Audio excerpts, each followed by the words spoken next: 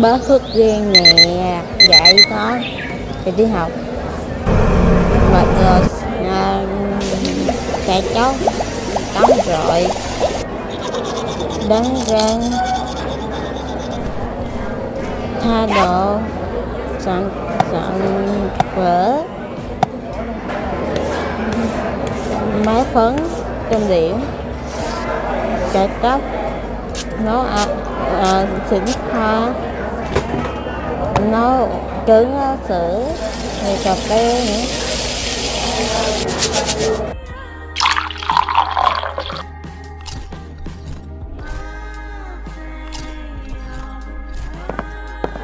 Ăn xong mình đi học đến giờ vô trường này nè, có bạn mới này để ba lô cho cửa. Tạm biệt mọi người rất nhiều, mừng Luna like nha, bye bye.